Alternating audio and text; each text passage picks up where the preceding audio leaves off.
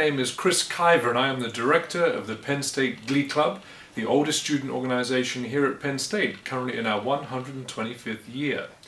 We're delighted to be presenting our fall concert, which is going to include a wonderful array of music from traditional Penn State songs through to more serious compositions written for men's choir. A highlight is going to be two pieces by the composer Edvard Grieg, where we're going to be joined by one of our voice faculty, Ted Christopher, as baritone soloist.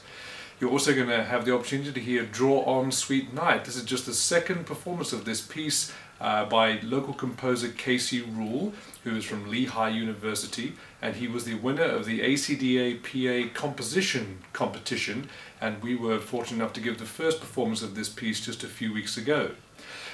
We will also have Loveliest of Trees by American composer Richard Nance, conducted by one of our graduate conductors, Nathan Glocke, and we're also going to be performing a wonderful piece which involves some choreography and effects such as whispering telephone numbers and addresses. This piece is called Rondas by the Swedish composer Folke Rabe. And of course, as every Glee Club concert concludes, with the alumni coming up on stage and joining us for our fight songs and the alma mater. We really hope that you can join us.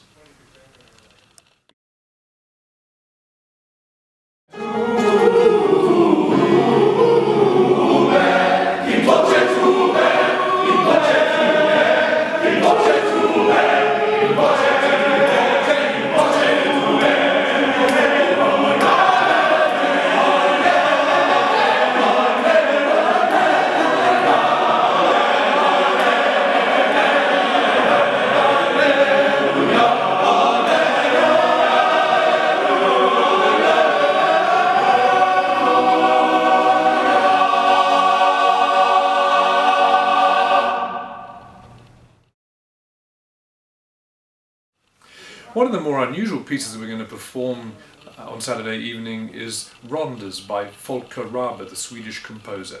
This piece was composed in 1964, but draws upon some very unusual techniques. As you can see from the score here, we have kind of an unusual cover, but as we open it up, there's really not any form of traditional music notation. This score is what we would call a graphically notated score.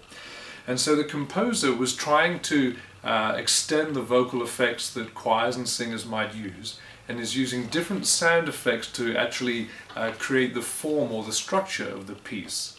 So when you see, for example, here, at the beginning of the piece, you're going to hear lots of consonants and sort of random syllables that pass through all of the sections of the choir. And then we have a section where all of the men are going to sing a unison pitch, that gradually, when the lines get sort of more wavy and wider apart, they extend the ranges of pitches that they're going to sound. We have at one point over here a dramatic moment where one of the men will have to sort of storm off the stage as though they're having some kind of diva strop, if you like. And then at the end there's a little bit of choreography where the singers will have to lean to one side, then they whisper their telephone numbers, they whisper their addresses, they even exchange places with the singer next to them. And we have sounds like that they're meant to sound like opera singers, they're meant to sound very angelic, and at the end there's this huge sound that brings the piece to its close. What's fascinating about this is it's never done in the same way, because you'll see, maybe you can see here, that there are certain durations that the choir have marked in the score, and we basically just make these sounds as long as we feel is relevant at the time. So I can guarantee this will be a unique performance.